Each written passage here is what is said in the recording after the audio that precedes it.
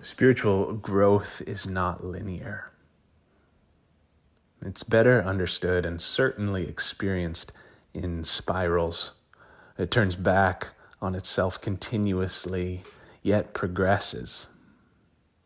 The new places we land as we grow are always fresh, but usually somehow also familiar. From time to time, I thumb through old journals.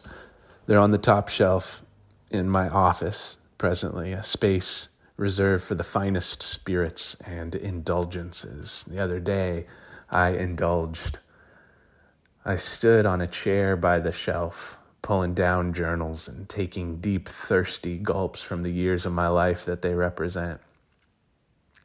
Why do I do this when I could be writing new things or otherwise moving forward? Why do I look back?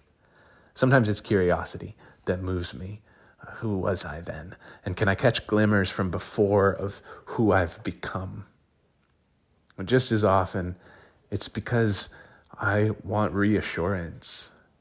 I want to be reassured that I'm making progress. I want to be reassured that I did my best then with what I had.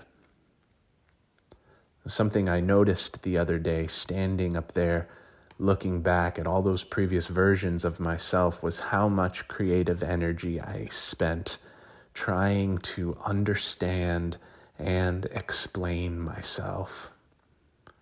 I look back and I see a boy and then a man longing for justification and understanding, longing for a final and fixed authoritative voice that says, "You're good. You're good." I look back from time to time in large part because I want that still. That once and for all reassurance of my goodness. As I see the previous versions of myself doing, I still succumb to the urge to outsource the answer to that core question, which comes in so many forms.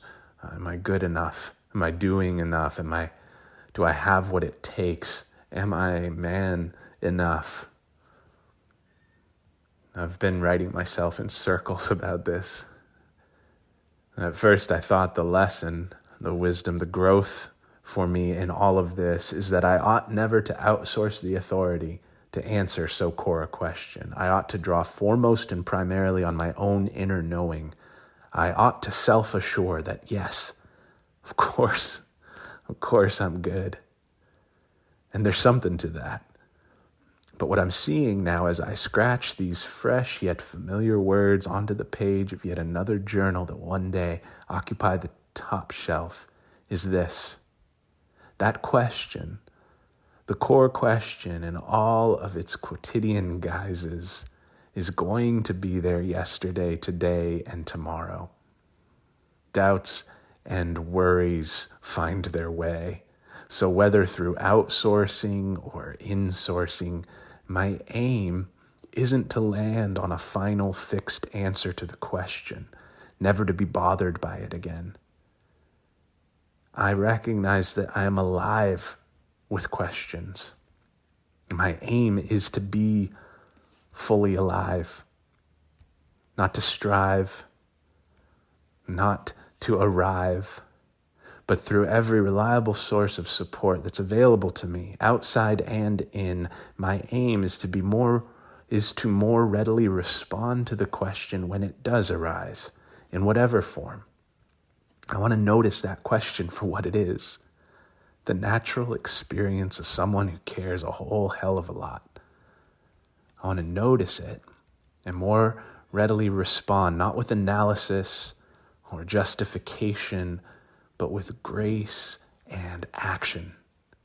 Yeah, that's what I want. That's what I'm willing to do, to put less of my energy toward analyzing whether and how I might be good, and more of my creative energy toward the joy and privilege of being the good that I am. That's some top shelf shit right there. I could sit back and sip a while on that.